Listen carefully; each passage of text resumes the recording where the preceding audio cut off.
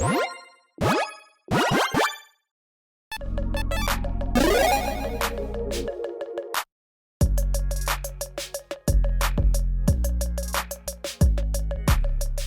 everyone, Mitch coming in from the Command Score studio. Welcome to the show.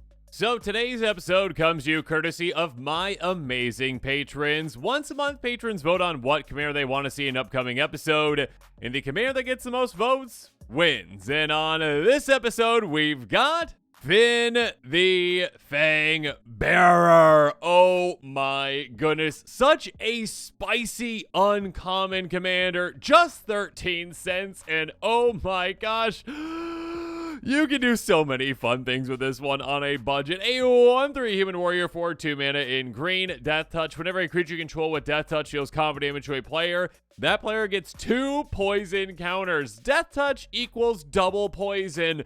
The math adds up. So basically, we literally just need to hit a player 5 times with essentially any creature in this deck, the vast majority of creatures in this deck, including our commander, and they're gone. They are gone. But not just that, of course, we've got other ways to give them poison counters that we'll get to here in a bit as well. And we've got some unique ways to get our creatures through. So we can either kind of have a build-up approach, which we definitely will get some poison out there pretty quickly. We've got a lot of low-to-the-ground creatures like this one to get through early. But even late game, if one player doesn't have, say, any poison counters, we can surprise take them out of nowhere with some really spicy plays. And, of course, a very spicy price for this deck. According to Moxfield, this one is $12.65. According to MTG Goldfish, it's more around 20. It's probably somewhere in between the two. Making sure that, it doesn't count shipping or basic lands, though, so keep that in mind. That being said, still incredibly budget-friendly. When I built this one, every single card, 50 cents or less. Thank you, Scryfall. Let's jump into it and jump into the tactics. First up, tactic number 1 for the money. A 1/1 snake with Deathtouch for a single green mana. Ankle Biter. Again, this deck has some of the most simplistic creatures that you will see. It's literally just like, hey, does that creature have Deathtouch and it's pretty low to the ground? It's amazing in this deck. Just think about a turn 1 play, literally. Play this turn 1. Turn 2, you swing after you get your commander out, and all of a sudden your opponent, one of your unlucky opponents, is 1/5 of the way out of the game. Already, right away, oh my gosh, 1/5 of your poison life total, whatever you want to call it, is gone. So we're going to go pretty quickly through the rest of these in this tactic because, well, they're kind of the exact same thing for the most part. Fang of Shigeki, 1/1 with Deathtouch. Also an enchantment, cool. Norwood Dryad, a 1/1 with Deathtouch, but also gets +2/+2 if there are 4 more card types of 1 cards in our graveyard. Cool. Might not matter all that much, though, because, again, Deathtouch, yeah, basically just means, hey, you block me, you're gone. Or you swing at me and I block you, you're gone. Doesn't really matter if it's a 3/3 or not. I guess it can survive in combat more often. Next up, Mirkwood Spider, 1/1 Deathtouch. On top of that, when it attacks, target legendary creature control gains Deathtouch on a turn.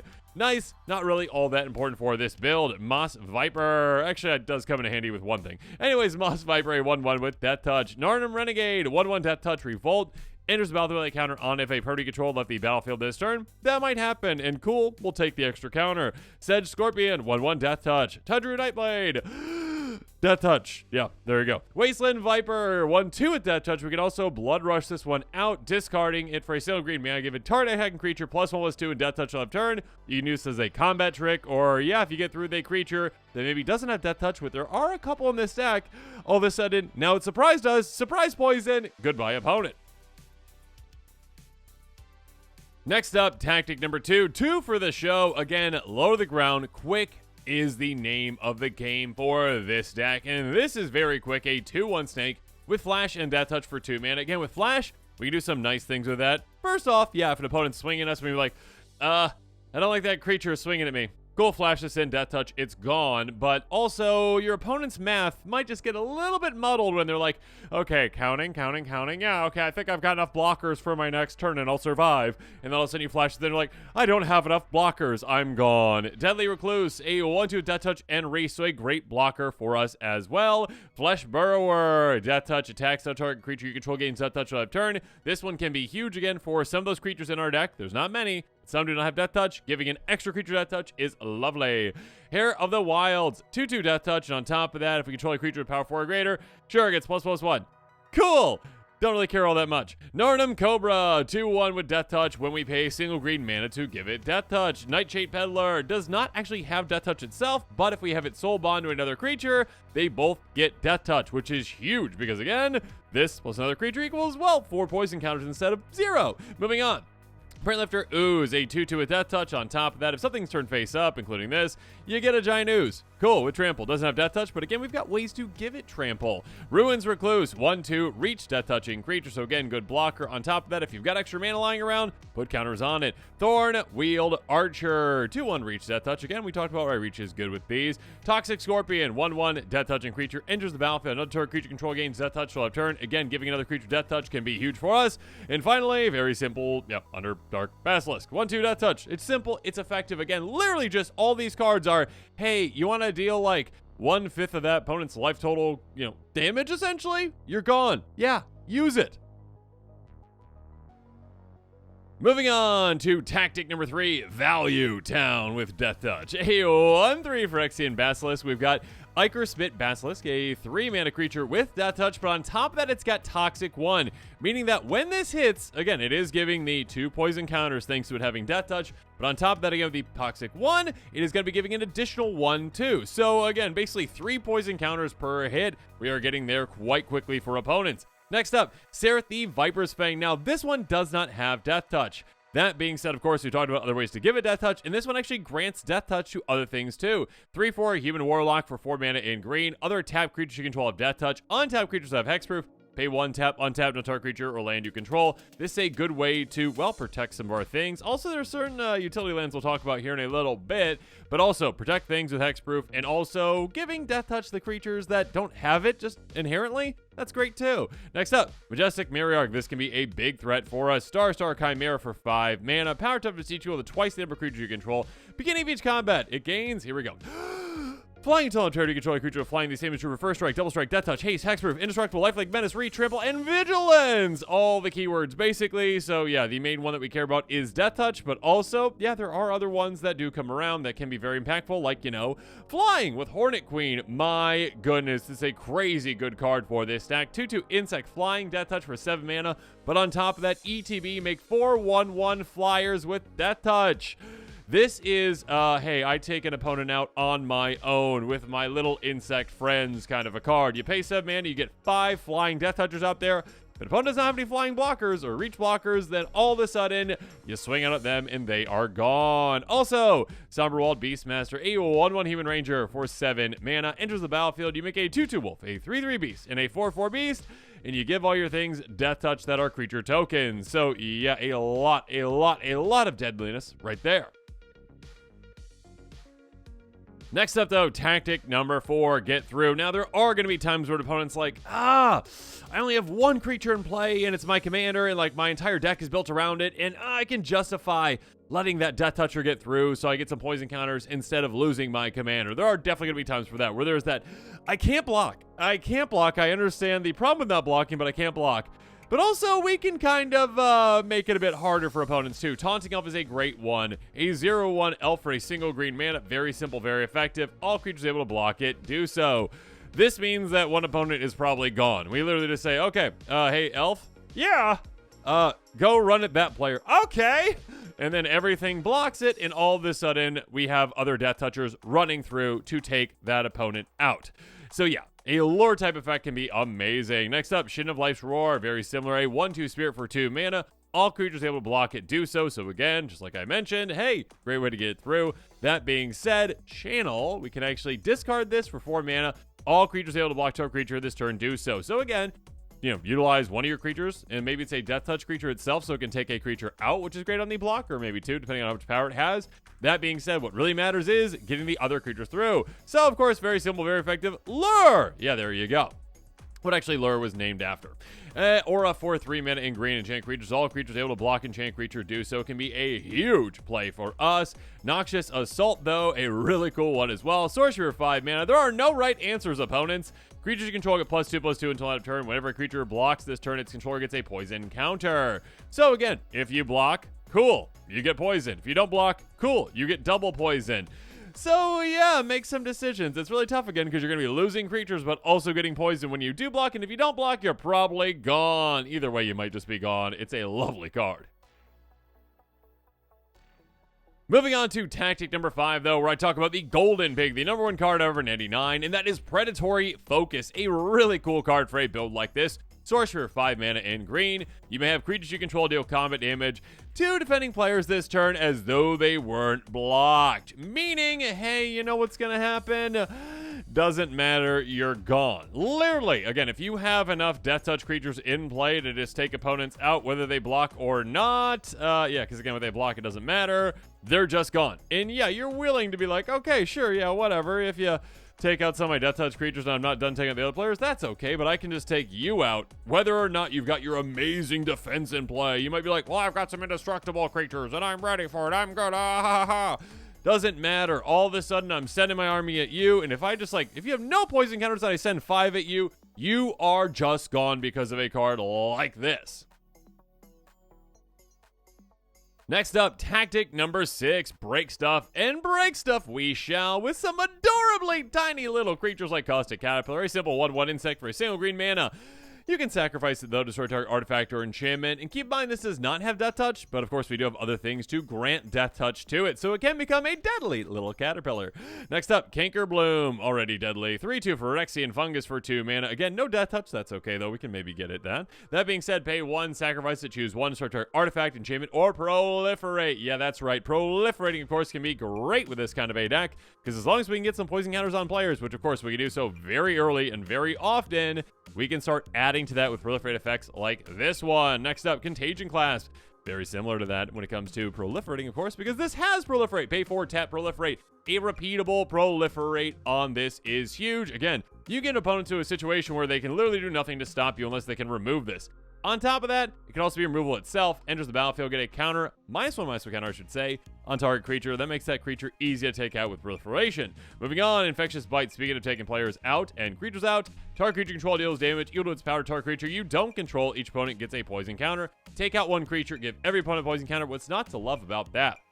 Capitech Welder, Wrecker, I should say, not Welder. A 1/3 Turtle Ninja, Teenage Mutant for 2 mana. Ninjutsu for 2 mana. Enters the battlefield, Deathtouch counter on it. So again, it does have Deathtouch, which is nice. That being said, if you really need to get rid of something, when this deals combat damage to a player, you can remove a Deathtouch counter from it. When you do, exile target artifact or enchantment that player controls. If you really need to do that, go for it. Smell Fear, again, another great way to, well, proliferate and also take something out. Target creature control fights up to 1 target creature you don't control. You might just have a little 1/1 with Deathtouch and opponent's got like a giant 10/10 Eldrazi and you're like, huh, I'm going to proliferate and take that out for 2 mana. Lovely. Carnivorous Canopy. Destroy target artifact, enchantment, or creature with flying. If that opponent's mana value is 3 or less, proliferate. So if you take something out big, great. Take out something out small, cool. Proliferate as well. Rexage. Very simple, very effective. 2/1 ETB. Destroy an artifact or enchantment. Again, doesn't have Deathtouch. We might have a way to grant it. Turn it, Timber, Basilisk, a 2/1 Basilisk with Deathtouch that costs 3 mana. Land enters battlefield control. May have target creature block this turn if able. So again, this could be a way to potentially get other creatures through if you've got, say, maybe a land coming into play and like an Evolving Wilds type of scenario, like Escape Tunnels entry, which spoiler might be in this deck. And then also maybe you've got like a ramp spell that goes and gets another land. You can have multiple triggers of this to force multiple creatures to block, which can be quite nice, but at the very least, hey, you're able to like pinpoint take out creatures with this, which can be great. Radiant Corruptor, a 2/2 for Phyrexian Elf Shaman for 3 mana. Doesn't have Deathtouch, but does have Infect, ETB, also destroy target artifact. So again, this can hit for 2, give 2 poison counters, and also if you've got another way to give it Deathtouch, get even more. Get 4 from just this one. Moving on. Foundation Breaker, you can evoke it in for just 2 mana. It's a 2/2 ETB, destroy target artifact or enchantment. Then we've got Nevinyrral's Disc. Nev's Disc, yeah, it's a good panic button if we need it. ETB's tap, pay 1 tap, destroy artifacts, creatures, and enchantments just to reset the board. And finally, of course, Acidic Slime, Rexage, but with Deathtouch basically, and can destroy land if you need it. 2/2 Ooze, yeah, we are able to do a lot with this one. Next up, tactic number 7, dig down. A very flexible, amazing spree card for this deck is Trash the Town. Instant for a single green mana, pay an extra 2 to get 2 counters on target creature. That can be a great way to potentially save one of our creatures. Or, we pay an extra 1, give it trample on a turn as well. All of a sudden, get damage through with that Deathtouch, which can be game ending. On top of that, pay an extra 1 again. Until end of turn, target creature gains. When this creature deals combat to a player, draw 2 cards. So, I mean, if we actually are going to be getting one of our creatures through, and we just need to draw some cards, this could be a 2-mana draw 2 spell, which can be great. Mask of Memory. Equip creature deals combat to a player, you may draw 2. If you do, discard a card. Again, it can be difficult for our opponents to actually justify sometimes blocking if they don't have a good scenario to do so. If they only have, like, one amazing creature in play, and they're like, I don't want to lose this to a 1/1 little snake creature, and I don't have any poison counters yet, so I'm fine, then you can actually get some good card draw up this as well, or just if an opponent is just gone and you're just able to take them out. Anyways, Unnatural Restoration. Bring back a permanent for your grave into your hand. Proliferate. A lot of great permanents for us to bring back. Family's Favor is a great permanent as well, and chip for 3 mana. Whenever you attack, put a shield counter on target attacking creature. Until end of turn, it gains. Creature is combat to a player, move a shield counter from it. If you do, draw a card. So basically being able to protect our creatures in combat, which is lovely. And also, hey, you know what? If you happen to get through, give me that shield counter back and I'll get some value out of it. Life Crashers BCA is a great one as well. Beginning of your upkeep, scry 1. On top of that, whenever you cast a creature spell, you can pay a single green mana if you do draw a card. Again, we have a lot of low-to-the-ground creatures in this deck. Very, very cheap. So now it's like, oh, okay, yeah, I'll pay 2 mana for this creature and to draw a card. Lovely. Skull Winder, 1/3 Deathtouch, ETBs. Us and one of our opponents of our choosing get to bring back a card out of their graveyard back to their hand. Abundance, we've got a card that says, you know what? Do you want a land? Cool. Do you want a non-land? Cool. Pick whatever you need and get that card off the top of your library. And actually a little hint too, if you're playing against someone who has, say, a mill deck and they're trying to mill you out, this can prevent you from milling out because, yeah, you're not actually drawing the cards. You're actually selecting, and if it's on the top, you don't have a library, you're still alive, okay? Just a little hint. All right, next up, Harmonize. Very simple, very effective. Pay 4, draw 3. Okay, Adversary, 2/3 Elf Warrior. That usually is going to cost us just 2 mana if an opponent controls a green permanent. Deathtouch, on top of that, deals combat to a player, draw a card. A lot of value throughout the game. Sandstone Oracle, 4/4, Flying Sphinx, 7 mana. ETBs, choose an opponent. They got more cards in hand than us. Draw cards equal the difference. Again, if we happen to dump our hand, need to actually get a lot of cards back. Be like, oh, hey, Blue Mage over there. Thank you for the 7 cards. I appreciate that. On top of that, again, remember, this is evasive, so if we can give it Deathtouch, that is great. Moving on, Tree Shaker Chimera, an 8/5 Chimera for 7 mana in green. All creatures able to block it do so, and when it dies, draw 3 cards. So, yeah, some nice card draw with this. It's also kind of like a mini board wipe in a way, and actually, if we can give it Deathtouch, even more so. But yeah, 8 damage is quite a bit as well. That being said, yeah, another way to lure our opponent's creatures to block this so we can take them out.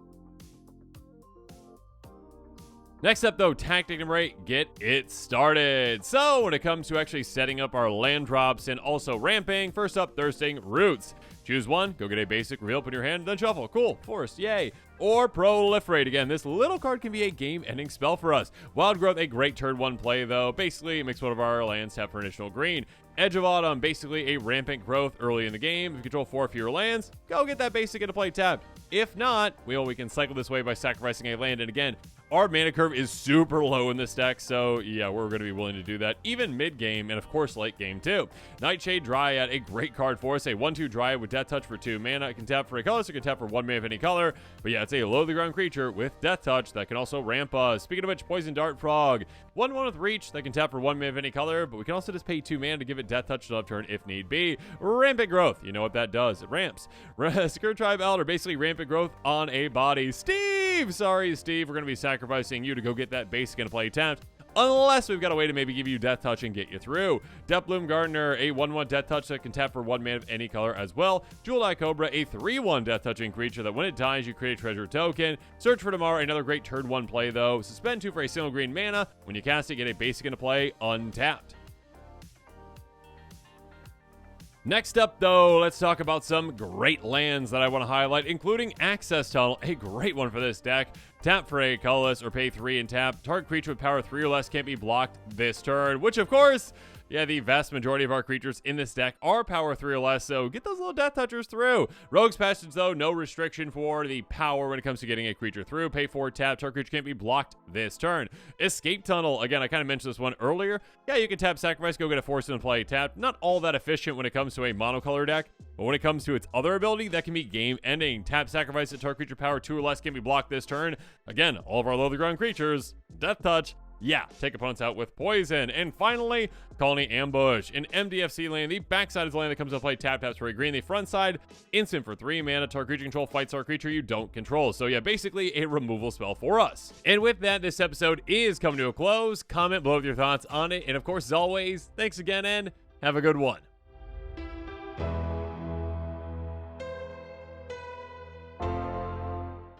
This show and episodes like this one are possible thanks to viewers like you. If you're looking for an easy way to help support this show, make sure that you like, share, and subscribe. Also, hit that bell notification icon so you don't miss any new episodes. You can also go check out our playmats and other merchandise at thecommandersquarters.com. Another easy way to support this show is with our TCG player affiliate links. So whether you're buying a deck or individual cards, you can use this general link right here or one in the description. And the final way that you can support this show is by supporting us directly by becoming a patron. There are many benefits to being a patron, and I truly couldn't do this without all of their support.